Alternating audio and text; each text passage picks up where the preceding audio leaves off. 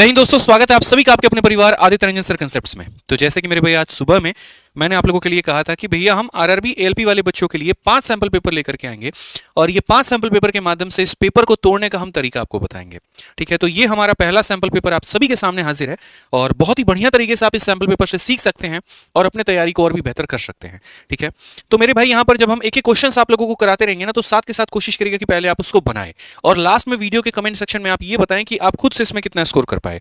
जैसे कि आपको पता है कि आपके एलपी के पेपर में 20 सवाल आते हैं, तो ये जो हमारा सैंपल पेपर है ये 20-20 सवालों का हमने बनाया हुआ है। ठीक है, और ये 5 सैंपल पेपर के बाद में आपको दिखेगा कि पेपर में जो क्वेश्चन है वो इससे बाहर नहीं आने वाला है। पहले क्या होता था, एएलपी और टेक्नीशियन दोनों के पेपर साथ होते थे, अब एएलपी को इन्होंने अलग कर दिया है। तो थोड़ा सा पैटर्न में बच्चों को ऐसा लग रहा है ऊपर नीचे हो सकता है, तो उसकी टेंशन आप मत लीजिए। मैं और मेरी टीम एकदम हूबहू पेपर आपके लिए सेट कर रहे हैं। तो बस आपको इन 5 सैंपल पेपर को अच्छे तरीके से रिवाइज करके चले जाना है। ठीक है, इनमें हर चैप्टर्स के क्वेश्चन हमने रखे हुए हैं और कोशिश किया कि मेरे भाई पैटर्न के सिमिलर ही रहे। साथ में इस पूरे सैंपल पेपर का प्रिंटेबल पीडीएफ आपको हमारे maths by Aditya Ranjan sir Telegram पर मेरे भाई मिल जाएगा। ये इकलौता टेलीग्राम है हमारा और इसका लिंक हमारे डिस्क्रिप्शन में है, तो आप जाकर के यहां से इसकी क्लास नोट्स और ये दोनों डाउनलोड कर पाएंगे। पीवाईक्यू सीरीज हमारी चलेगी, उसमें टेंशन आपको नहीं लेनी है। ये 5 सैंपल पेपर के खत्म होते ही हम पीवाईक्यू सीरीज शुरू कर देंगे। ठीक है, आइए चलिए मेरे भाई, सबसे पहला सवाल आप लोगों के सामने है और ये हमारा सवाल बेईमान दुकानदार यानी लाभ और हानि से है। क्वेश्चन में यहां पर यह कहा गया कि एक बेईमान दुकानदार 25 रुपए प्रति किलोग्राम की दर से नमक बेचने का दावा करता है।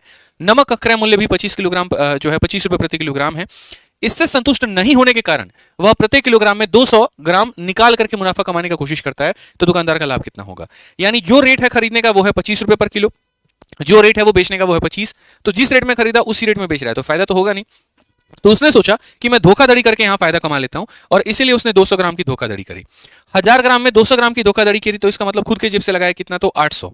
तो अगर हम यहां प्रॉफिट की बात करते हैं तो हम बोलते देखिए जितने की धोखाधड़ी करी वो हो जाएगा मेरे भाई ऊपर में, 1000 में से ऊपर वाले को माइनस कर दीजिए तो ये हमारा सीपी हो जाएगा और इंटू कितना कर देंगे, तो मेरे भाई 100 कर देंगे।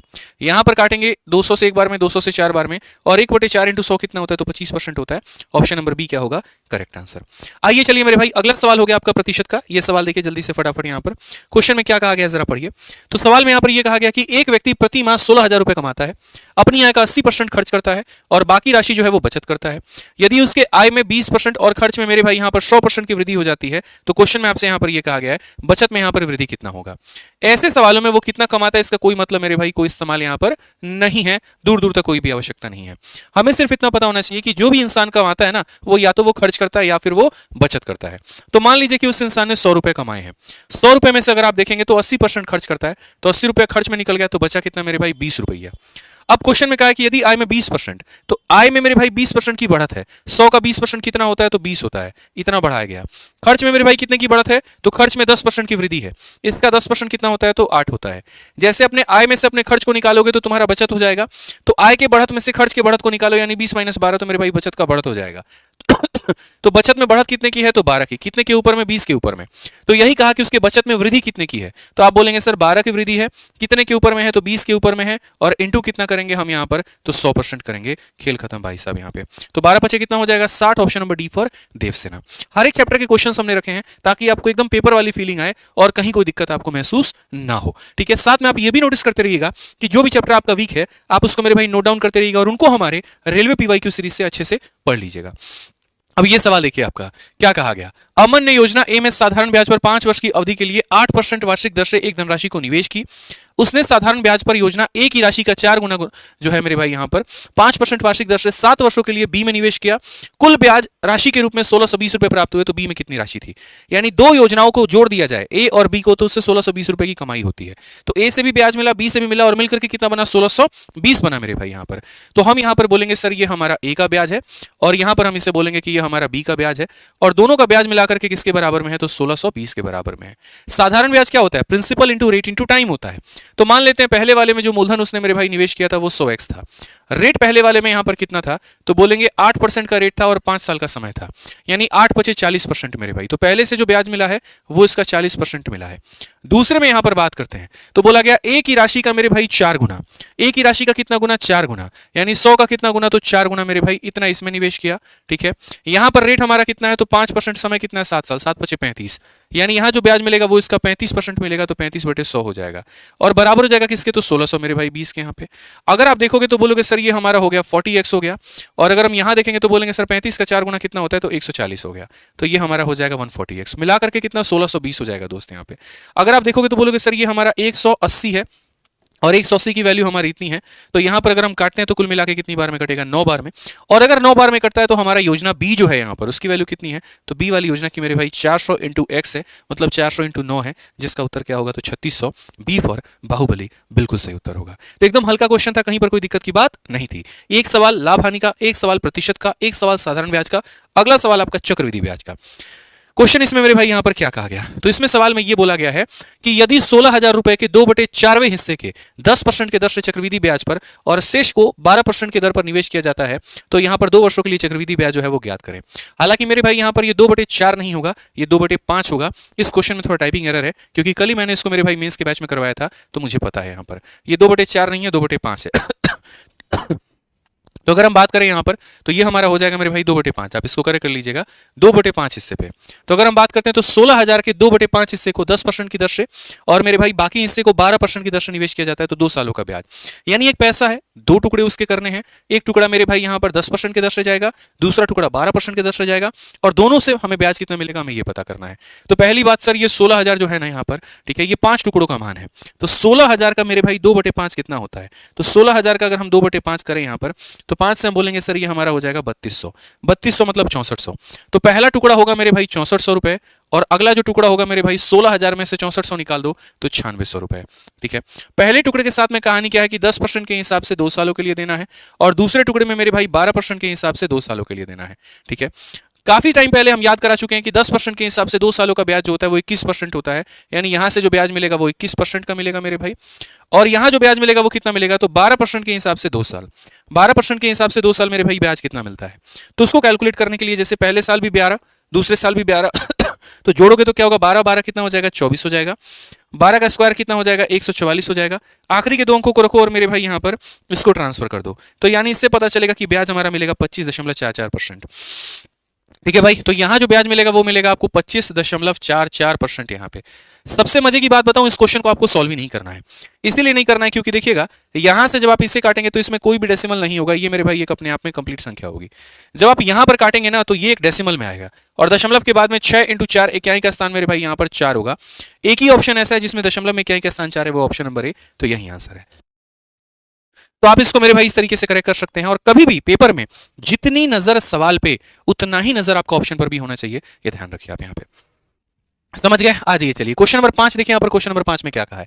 क्वेश्चन नंबर 5 में दोस्तों बोला है कि 7 वर्ष पहले प्राची की आयु उस समय उसकी पुत्री की आयु की 4 गुना थी। सिर्फ इतना मेरे भाई यहाँ पढ़ना है, ठीक है, कि 7 वर्ष पहले यहाँ पर क्या था, तो यहाँ पर ये मैडम प्राची है और ये उनकी पुत्री है यानी डॉटर है। तो आज से कितना साल पहले जाना है, 7 वर्ष पहले जाना है। तो क्वेश्चन में क्या कहा गया, 7 वर्ष पहले Prachi was 4 time as old as a daughter at that time.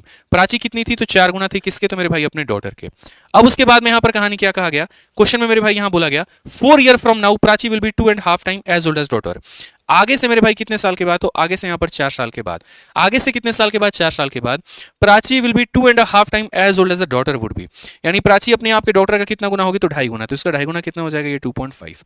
ठीक है दोस्तों, यहां पर ये 2.5 को आप सबसे बढ़िया रेशियो में लिख सकते हैं, 2 से दोनों साइड मल्टीप्लाई कर दो तो 2.5 का डबल 5 हो जाएगा, 1 का डबल 2 हो जाएगा। ठीक है, मैंने लाइफ में हमेशा ये बात कहा कि अगर एज के सवालों को सॉल्व करना है तो उनके गैप को हमेशा बराबर रखो। तो अगर आप अगर आप इनका गैप देखोगे तो यहां पर जो गैप है वो कितने का है, 3 का है, और यहां पर जो गैप है वो कितने का है, 3 का है। तो अगर आपका गैप बराबर है तो आपको टेंशन लेने की जरूरत नहीं है, गैप बराबर नहीं होता तो आप यहां पर बराबर करते। अब उसके बाद हम बात करते हैं, सर यहां पर 1 यूनिट से 2 यूनिट तक आते आते कितना लगा मेरे भाई, तो हम बोलेंगे सर 1 यूनिट हम बढ़े हैं। कितना बढ़े हैं, तो 1 यूनिट बढ़े हैं, और उस 1 यूनिट का मान हमारा कितना है, तो 4 और 7 यानी 11 साल। तो 1 यूनिट का मान मेरे भाई कितना है, तो 11 साल है। 1 यूनिट का मान कितना है, 11 साल है। तो अगर 1 यूनिट का मान 11 साल है तो कहा गया प्राची और उसकी पुत्री के वर्तमान आयु का योग ज्ञात करें कि वर्तमान आयु का सम कितना होगा। 1 का मान 11 साल, 4 का मान कितना हो जाएगा, 44 साल, और यहां पर ये कितना हो जाएगा, 11 साल। 44 में 7 जोड़ दीजिए तो आपका आ जाएगा 51 साल, 11 में 7 जोड़ दीजिए तो हो जाएगा आपका 18 साल। दोनों का योग बोला है तो मेरे भाई 69 जो होगा वो क्या होगा, करेक्ट आंसर होगा। ठीक है, तो एज के सवालों को मिस नहीं करना है मेरे भाई, आसान क्वेश्चंस होते हैं, इनको आसानी से आप लपेट सकते हैं। आइए चलिए क्वेश्चन नंबर 6 यहां पर देखिए, बनाते रहिएगा और बाद में अपना स्कोर आपको बताना है। और वीडियो पसंद आए तो चैनल को सब्सक्राइब और वीडियो को लाइक जरूर करिएगा आप यहां पे। ठीक है, इस सवाल को देखिए क्या कहा गया।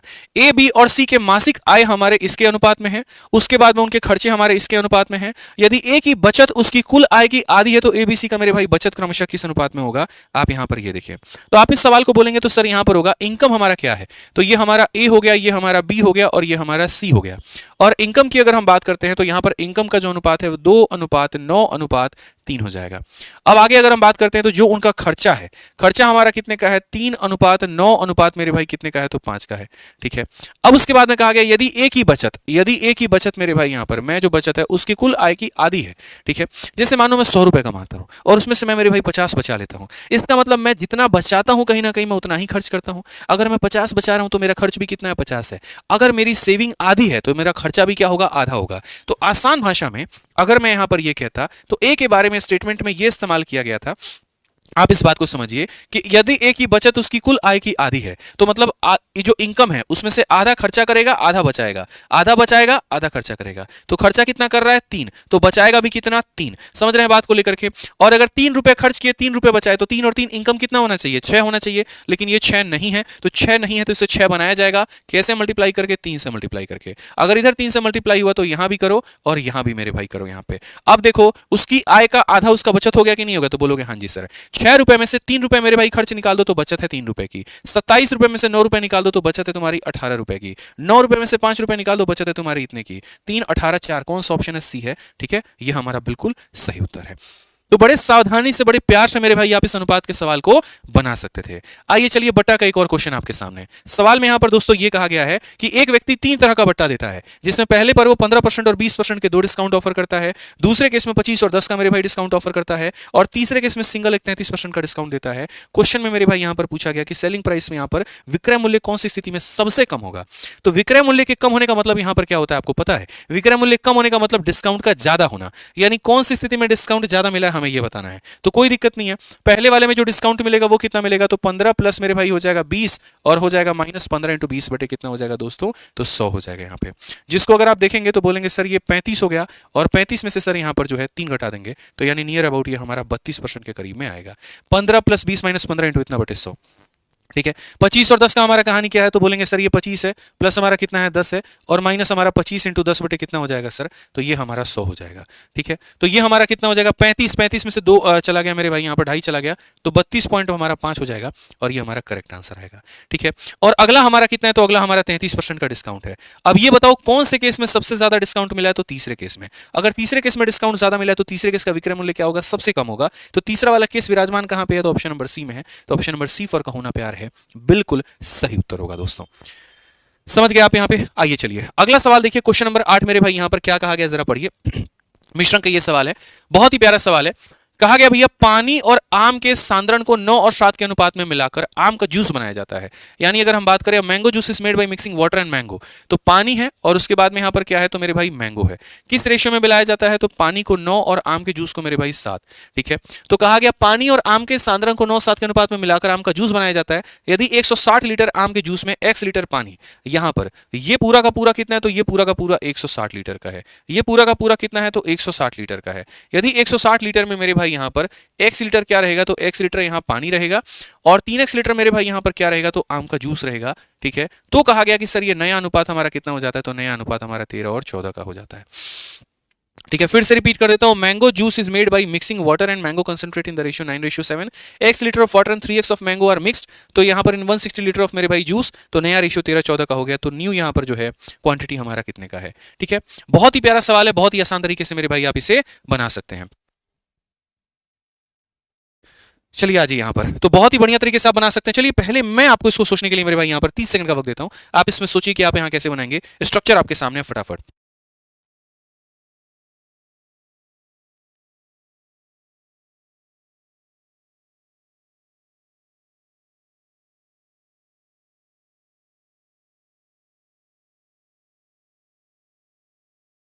हो गया भाई, टाइम खत्म हो गया आपका। चलो आ जाओ यहां पर, अब आगे देखते हैं। तो यहां पर क्या बोलेंगे, तो बोलेंगे सर 16 यूनिट का मान कितना है, 160 लीटर है। तो 16 यूनिट का मान 160 लीटर है, तो 1 यूनिट का मान सर कितना होगा, तो 10 होगा। 1 यूनिट का मान 10 होगा, तो यानी ये 90 लीटर था और ये कितना था, 70 लीटर था। 90 लीटर था और कितना था मेरे भाई, यहां पर 70 लीटर था। अब बात करते हैं 90 में x जोड़ने पर, देखो यहां पर इसका आप क्या कर सकते हो, तो क्रॉस मल्टीप्लाई भी लगा सकते हो और आप इसको बेसिक से भी बना सकते हो। तो आप यहां पर क्या बोलोगे, तो मेरे भाई मैं यहां पर सीधा सीधा बोलूंगा, देखो 90 में x, देखो यहां पे ऐसे सॉल्व कर सकते हो कि sir 90 plus x divided by, यहां पर मेरे भाई 70 प्लस कितना हो जाएगा, 3x, और ये हमारा हो जाएगा 13 बटे में कितने के, 14 के। अभी आपको रेशियो मेथड से सॉरी क्रॉस मल्टीप्लिकेशन से इसलिए नहीं बता रहा कि कहीं आप वहां पर दिक्कत में ना आ जाओ। आ जाइए, 14 का 9 गुना कितना होता है, तो मेरे भाई 126 यानी 1260 हो जाएगा, प्लस हमारा हो जाएगा 14x, और अगर हम देखेंगे तो 13 7 91 हो जाएगा इतना, और 13 मेरे भाई हो जाएगा 39x। अगर यहाँ पर आप देखोगे तो सीधा सीधा बोलोगे सर 1260 में से यहाँ पर ये घटा दीजिए, तो ये हमारा 350 के करीब में आ जाएगा सर यहाँ पे, और 39 में से अगर हम 40 मेरे घटा देते हैं तो मेरे भाई 25 की वैल्यू आ जाएगी यहाँ पे, कि 25 14 मेरे भाई 39 हो गया। 25 से अगर आप काटोगे तो एक बार में 25 है और 4 बार में, यानी x का मान 14 है। और अगर x का मान 14 है दोस्तों, तो क्वेश्चन में यहाँ पर क्या कहा गया था, आम के नए जूस की मात्रा यहां पर बताइए क्या होगा। तो आप x का मान हमारा कितना है, तो x का मान मेरे भाई 14 है। x का मान 14 है तो हमने मिलाया कितना, 3 और 1 4, यहां पर कितना x मिलाया, 4x मिलाया। तो x का मान 14 है तो 4x का मान मेरे भाई 56 होगा, और 56 होगा यहां पर, तो 160 लीटर के ड्रिंक में 56 मिला दिया, तो यहां पर मेरे भाई हो जाएगा 216, और यहां पर कितना हो जाएगा, तो option number D for Devsena. यानी यहां पर नया मिश्रण का वैल्यू कितना होगा, तो नया मिश्रण का मान हमारा हो जाएगा 160 में 56 यानी 216 हमारी वैल्यू हो जाएगी। क्लियर है, ध्यान रखिए यहाँ पे। तो ये समझाने के लिए आपको इतना लिखा गया था मेरे भाई, बाकी आप समझदार हैं, कैचअप कर गए होंगे। आइए चलिए अगला सवाल देखिए, क्वेश्चन नंबर 9 यहाँ पर क्या कहा गया, जरा पढ़िए अच्छे से। तो क्वेश्चन नंबर 9 में कहा गया, वरुण और राजू एक साथ मिलकर कार्य को मेरे भाई यहाँ पर 40 घंटे में पूरा कर सकते हैं, जबकि अकेला वरुण उस कार्य को 50 घंटे में पूरा कर सकता है। अकेला राजू कितने देर में करेगा, इसको तो उड़ा देना था मेरे भाई यहाँ पर, कि भैया 2 लोग हैं, एक वरुण जी हैं और एक राजू जी हैं, मिल करके मेरे भाई यहाँ पर कितने देर में करेंगे, तो बोलोगे सर 40 घंटे में। उसके बाद वरुण अकेला कितने देर में करेगा, तो बोलोगे सर 50 घंटे में। सर एलसीएम दोनों का कितना हो जाएगा, तो 200 हो जाएगा। 40 का 5 गुना, 50 का 4 गुना, v की वैल्यू 4 है तो v की वैल्यू 4, 4 में कितना जोड़ेंगे, 5 आएगा तो 1 जोड़ेंगे। तो यहां पर राजू को कितना समय लगेगा, तो बोलोगे 200 के काम को करने में 1 यूनिट के हिसाब से 200 दिन लगेंगे। ऑप्शन नंबर ए क्या होगा, बिल्कुल सही उत्तर होगा। ठीक है, आइए चलिए दोस्तों यहां पर अगला सवाल देखिए। यहां पर अगला सवाल क्या है, त्रिकोणमिति का है, एक बहुत ही फेमस आइडेंटिटी के ऊपर में ये क्वेश्चन है, और बड़े आसानी से मेरे भाई आप इसे बना सकते हैं। क्वेश्चन में हमसे कहा गया sin स्क्वायर 30 माइनस इतना और ये सारा कहानी है। इसके पहले समझिए, आपको एक आइडेंटिटी पता होना चाहिए, और वो यहां पर क्या है। यदि मेरे भाई यहां पर दो संख्याओं को, जैसे ए और बी को जोड़ने पर अगर आपका 90 डिग्री कभी भी आता है, तो अगर दो लोगों को जोड़ने पर 90 डिग्री आता है तो याद रखना इसका साइन स्क्वायर, यानी ए का मेरे भाई साइन स्क्वायर, और उसके बाद में यहां पर बी का मेरे भाई क्या हो जाएगा, तो बी का भी साइन स्क्वायर। दोनों के बच्चे साइन स्क्वायर को जोड़ने पर कितना मिलेगा, तो 1 मिलेगा।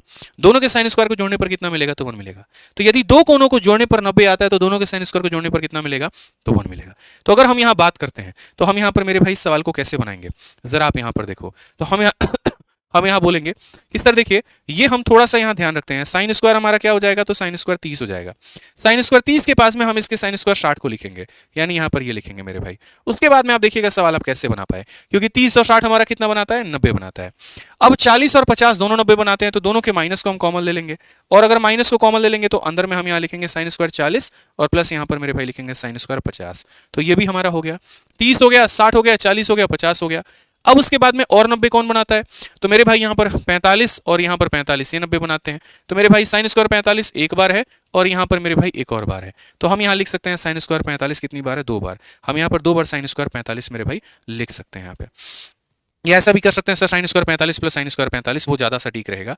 तो आप यहाँ लिख लो कि सर साइन स्क्वायर 45 और प्लस यहाँ पर साइन स्क्वायर 45 मेरे भाई। ठीक है, अब उसके बाद में आगे क्या हो जाएगा, तो आगे एक और संख्या हो जाएगी, और वो ये हो जाएगा मेरे भाई 55 और 35 कितना होता है, 90। तो इनका माइनस मेरे भाई कॉमन ले लो। तो अगर इनका माइनस मेरे भाई आप यहाँ पर कॉमन ले लेते हैं, तो माइनस कॉमन ले लेंगे तो क्या हो जाएगा, तो बोलेंगे साइन स्क्वायर यहाँ पर 55 और प्लस उसके बाद में साइन स्क्वायर मेरे भाई यहाँ पर 35 हो जाएगा। अब दोस्तों एक बात बताओ, यहाँ पर आप खुद ही समझो, साइन स्क्वायर ए प्लस साइन स्क्वायर बी कितना होता है, 1 होता है। जब इनके थीटा को जोड़ने पर 90 आए, तो 30 और 60 को जोड़ने पर 90 आ रहा है, तो मान कितना होगा, 1 होगा। 40-50 को जोड़ने पर 90 आ रहा है, मान कितना होगा, तो 1 होगा। 45-45 को जोड़ने पे आ रहा है 90, तो मान कितना होगा, तो 1 होगा। 55-35 को जोड़ने पे 90 आ रहा है, तो मान कितना होगा, तो 1 होगा। ये इसको खा जाएगा, ये इसको खा जाएगा, कुछ भी नहीं बचेगा। ऑप्शन नंबर क्या होगा, डी फॉर देवसेना भाई साहब। क्लियर हो गया ये बात, यहाँ पे कोई दिक्कत की बात है। चलिए आ जाइए अगला सवाल मेरे भाई, यहाँ पर देखिए नल और टंकी का। यहाँ पे चलिए, तो नल और टंकी का सवाल देखिए यहाँ पर क्या कहा गया। एक टंकी को भरने के लिए दो पाइपों का उपयोग किया जाता है। जब उन्हें एक साथ चालू किया जाता है तो वे टंकी को 20 मिनट में भर सकते हैं। यदि एक पाइप दूसरे पाइप की तुलना में 2.5 गुना तेजी से टंकी भर सकता है तो तेज पाइप अकेला टंकी को कितने देर में भरेगा? तो क्वेश्चन में क्या कहा गया मेरे भाई, there are two pipe used to fill a tank. तो यहां पर ये पाइप नंबर मेरे भाई 1 है और यहां पर ये पाइप नंबर आपका 2 है। बहुत ही प्यार तरीके से क्वेश्चन में कहा गया कि दो पाइप है टंकी को भरते हैं। When operated together they can fill the tank in 20 minute. अगर वो एक साथ में मेरे भाई काम करे तो टंकी को 20 मिनट में भर देंगे, बट हमको एक साथ काम ही नहीं कराना है। One pipe can fill the 2.5 time as quickly as other. अगर हम बात करें तो एक पाइप दूसरे पाइप की तुलना में 2.5 गुना तेजी से टंकी भर सकता है। 2.5 गुना तेजी से भर सकता है तो अभी देखा था यहाँ पर ये 1 होगा तो ये मेरे भाई यहाँ पर 2.5 होगा। बट ऐसे लिखने से बेहतर है कि 2 लिख दो और इसको 5 लिख दो मेरे भाई। तो आप यहाँ पर क्या कहोगे, बोलोगे इसकी क्षमता अगर 2 है तो इसकी क्षमता उसकी 2.5 गुना यानी 5 है। ये क्या वैल्यू है मेरे भाई, तो क्षमता की वैल्यू है। अब क्वेश्चन में यहाँ पर कहा गया कि मेरे भाई समझना मेरी बात को लेकर के कि दोनों मिल करके कितने देर में भरेंगे, तो दोनों मिल करके इतने भरेंगे। यानी अगर हम बात करें तो जो काम P1 और P2 कितने देर में कर सकते हैं मेरे भाई, तो P1 और P2 मेरे भाई 20 मिनट में कर सकते हैं। तो क्वेश्चन में यहां पर क्या कहा गया, तो क्वेश्चन में कहा गया कि फास्टर पाइप अकेला उसको कितनी देर में करेगा। फास्टर का मतलब यहां पर P1 उसको कितनी देर में करेगा। आसानी से कर सकते हो, दोनों को जोड़ो मेरे भाई तो 7 इंटू कितना आ जाएगा, 20 आ जाएगा। और P1 की वैल्यू कितनी है, तो 5 इंटू मेरे भाई कितना हो जाएगा, T हो जाएगा। आप इसको काटोगे तो यहां पर सीधा सीधा T का मान कितना हो जाएगा, 28 हो जाएगा। खेल खत्म। तो यहां पर कौन सा ऑप्शन है, डी फॉर देवसेना। क्लियर ये बात, ठीक है। तो ये हमारा नल और टंकी का एक सवाल था। आइए चलिए अगला चोर पुलिस का क्वेश्चन, समय यहाँ पे तथा चाल से, टाइम स्पीड डिस्टेंस यहाँ पे। इस क्वेश्चन में यहाँ पर क्या कहा गया जरा पढ़ो। एक चोर 600 मीटर की मेरे भाई दूरी पर एक पुलिसकर्मी को देखा। चोर भागने लगा और पुलिसकर्मी उसका पीछा करने लगा। चोर और पुलिसकर्मी क्रमशः 12 और 15 की यहाँ पर चाल से दौड़ रहे हैं। तो पुलिसकर्मी को चोर में पकड़ने में कितना समय लगेगा। अक्सर ऐसा होता है कि यहाँ पर जो है मान लीजिए यहाँ पुलिस वाला है और यहाँ चोर है, दोनों के बीच में जो दूरी है वो मेरे भाई कितनी है, 600 मीटर की है। यहाँ से चोर भागता है, यहां से पुलिस भागती है। चोर भागता है मेरे भाई यहां पर 12 किलोमीटर प्रति घंटे की रफ्तार से और पुलिस भागती है यहां पर कितने से, 15 किलोमीटर प्रति घंटे की रफ्तार से। कहा गया मेरे भाई यहां पर कितने देर में पकड़ेगा। तो याद रखिएगा टाइम बराबर क्या होता है, डिस्टेंस अपॉन स्पीड। तो डिस्टेंस हमारा कितना है, तो 600 मीटर का। और स्पीड की अगर हम बात करते हैं यहां पर, तो स्पीड हमारा कितना हो जाएगा, तो दोनों सेमी डायरेक्शन में जा रहे हैं तो स्पीड हमारा माइनस हो जाएगा। 15 में से 12 गया तो 3 हो जाएगा। ये किलोमीटर पर आवर में है, तो किलोमीटर पर आवर में है तो मेरे भाई इसको 5/18 से करके मीटर पर सेकंड में बदल देंगे। तो इसका 18 कहां जाएगा, तो इसका 18 मेरे भाई यहां पर ऊपर में जाएगा। तो ये हमारा हो जाएगा किसमें, सेकंड में। अब चूंकि ये टाइम सेकंड में हो गया है, बट इन्होंने कहा है मिनटों में ज्ञात करें। सेकंड को मिनट में बदलने के लिए क्या करते हैं, 60 से भाग करते हैं। तो यहां पर मेरे भाई क्या करेंगे, तो हम बोलेंगे सर यहां पर 60 से आप क्या कर दीजिए, तो भाग कर दीजिए। बहुत ही बढ़िया तरीके से मेरे भाई आपका ये सवाल हो गया। अब आप देखिए यहां पर कैसे बनाएंगे। तो बोलेंगे गुरुजी यहां पर ये भी कौन सा सवाल है बताइए। 60 से अगर आप काटते हैं तो गुरुजी 10 बार में जाएगा। 3 से काटते हैं सर 6 बार में जाएगा। 5 से काटते हैं 2 बार में जाएगा। और 2 इंटू 6 कितना हो जाएगा गुरुजी, 12 हो जाएगा। सी फॉर कह भी दो कि एक बार इसी रेलवे की परीक्षा से तुमसे प्यार है। ठीक है, समझ में आ गया बात। यहाँ पे आ जाइए 13 नंबर क्वेश्चन मेरे भाई यहाँ पर देखिए, नाव तथा धारा का सवाल एक। ठीक है, क्वेश्चन में यहाँ पर क्या कहा गया और मैं इसको अपने तरीके से बनाऊंगा। देखिएगा, किसी चाल से चलती हुई एक मोटर बोट धारा की विपरीत दिशा में इतना किलोमीटर और धारा की दिशा में इतना किलोमीटर की दूरी को 17 घंटे में तय करती है। समान चाल में या 10 घंटे में धारा की दिशा में 32 और विपरीत में 12 की यात्रा तय करती है। धारा की चाल क्या है। ऐसे सवालों को बनाने के लिए जनाब यहाँ पर ये समझ लीजिए, आप यहाँ पर देखेंगे तो बोलेंगे सर 24 किलोमीटर अप जा रही है, तो आप यहाँ पर 24 यू लिख दीजिए। उसके बाद में कितना डाउन जा रही है, 40 डाउन जा रही है, तो 40 आप यहाँ पर डी लिख दीजिए। और समय कितना लगा है मेरे भाई, 17 घंटा। उसके बाद में अगली कहानी यहाँ पर देखिए, अगले में 12 अप जा रही है, तो अब कितना जा रही है, तो 12 अप जा रही है। और डाउन कितना जा रही है, तो 32 मेरे भाई डाउन जा रही है, तो आप यहाँ पर 32 डी लिख दीजिए। और वैल्यू कितनी हो जाएगी मेरे भाई, यहाँ पर 10 घंटा हो जाएगी। हमसे कहा गया करंट यानी वाई का मान बताना है। ठीक है मेरे भाई, नियम यहां पर क्या होता है, बराबर करके काटना होता है। ये 24 है तो इसे भी 24 बनाओ ना, तो 24 बनाने के लिए किससे गुना करोगे बाबू हमारे, तो 2 से गुना करके मेरे भाई माइनस कर दो। तो 2 से गुना करके अगर माइनस करोगे तो क्या होगा, इसमें से इसको माइनस करो। 24 में से 24 गया, खत्म। ये मेरे भाई 64 है, 64 में से 40 गया तो कितना हो जाएगा, 64 में से 44 गया तो इतना हो जाएगा। ये 20 है और 20 में से मेरे भाई 17 गया तो कितना हो जाएगा, डी।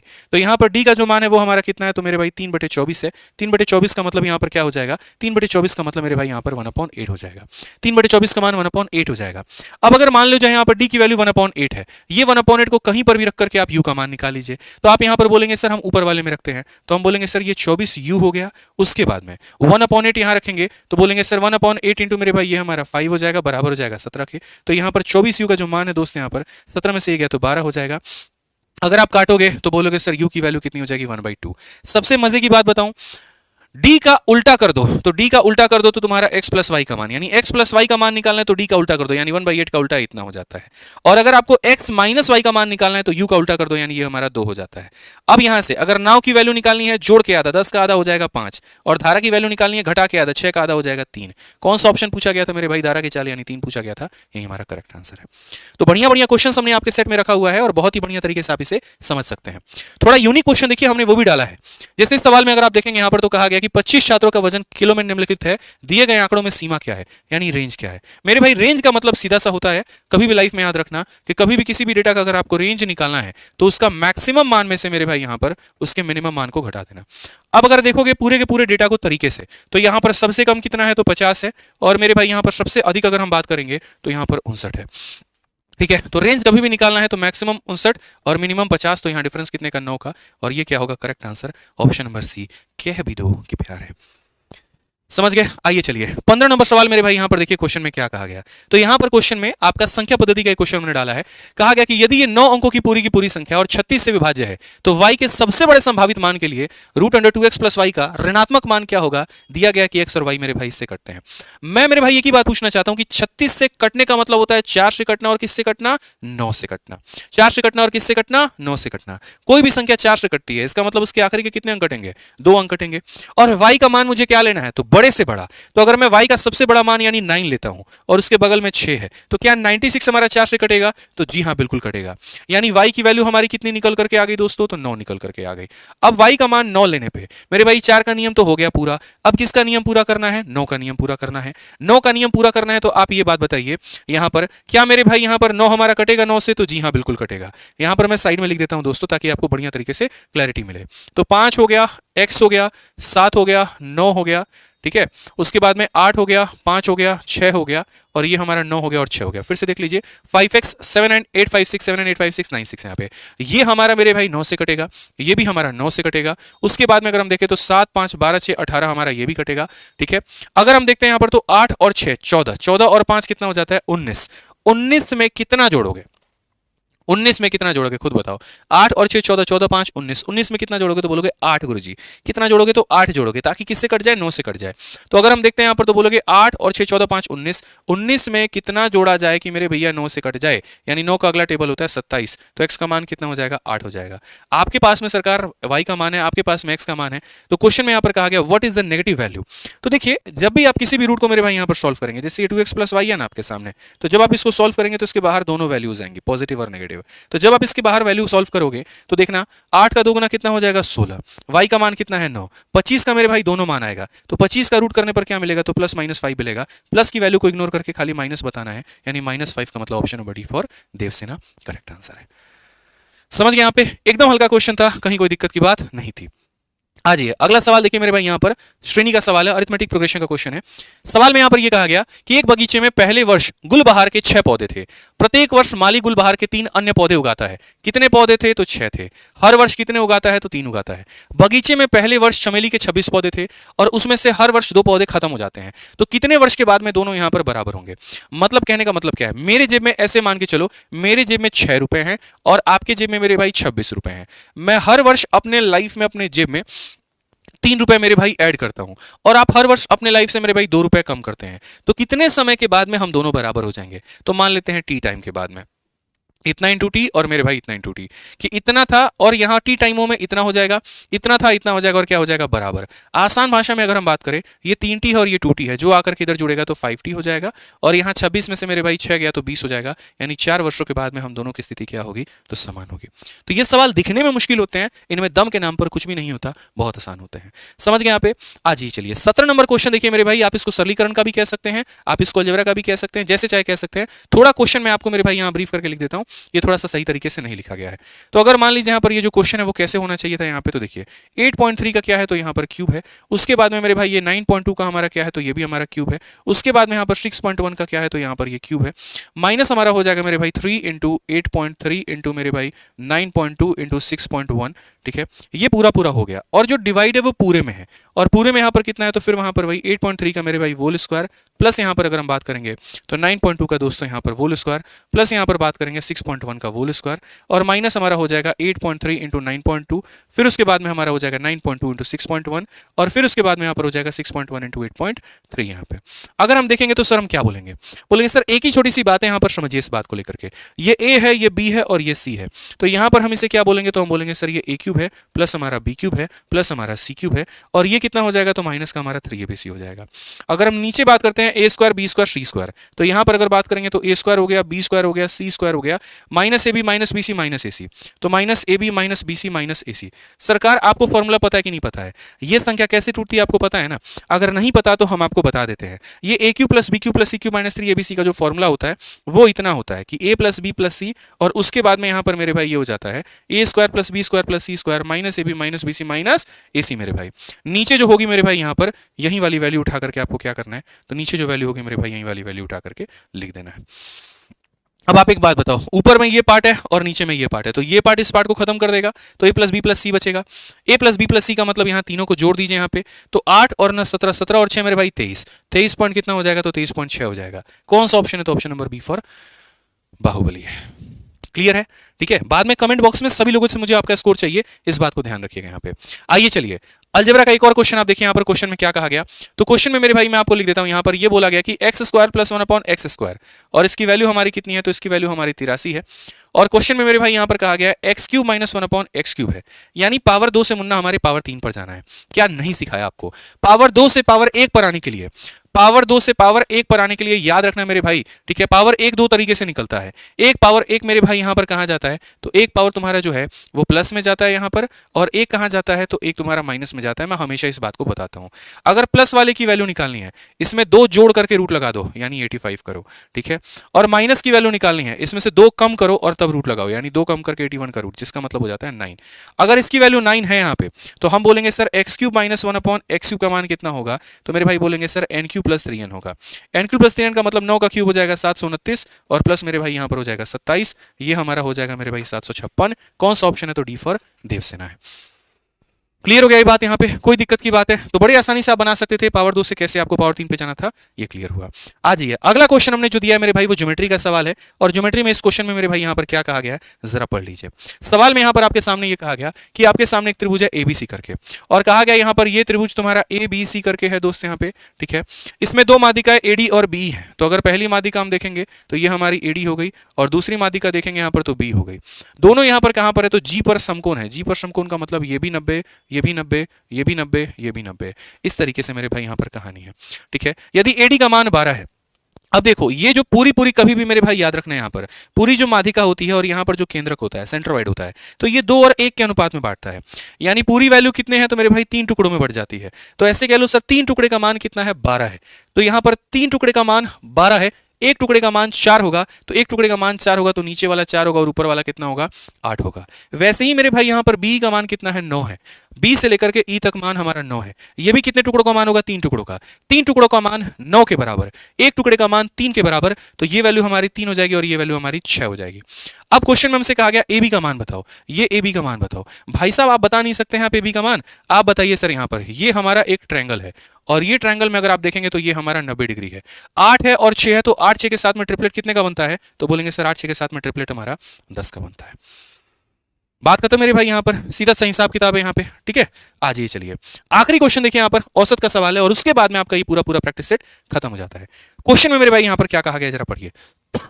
जनवरी के पहले 16 दिनों में एक शहर का मेरे भाई औसत 22 डिग्री है, उसके बाद में अंतिम के 16 दिनों में औसत 26 डिग्री है, पूरे महीने का औसत तापमान हमारा 24 है, तो बताओ कितना रहा होगा। तो देखो जनवरी जो महीना होता है ना उसमें 31 दिन होते हैं, तो यानी जो बीच वाला दिन था यहाँ पर 16वां दिन था वो कैसे होगा, तो मेरे भाई यहाँ पर क्या होगा, तो आप बोलोगे सर शुरू के 16 दिन का औसत हमारा कितना है, तो शुरू के 16 दिन का औसत हमारा 22 है, अंतिम के 16 दिन का औसत हमारा कितना है, तो वो हमारा 26 है, पूरे मेरे भाई औसत हमारा कितना है महीने का, तो 24 है। तो ये बीच वाला डेटा हमारा कितना होगा, हमसे ये पूछा गया कि 16वां दिन का डेटा बता दो। हमने कहा सर सबसे पहले ना अभी आपको एवरेज पढ़ाएंगे तो सिखाएंगे डेविएशन निकालना होता है।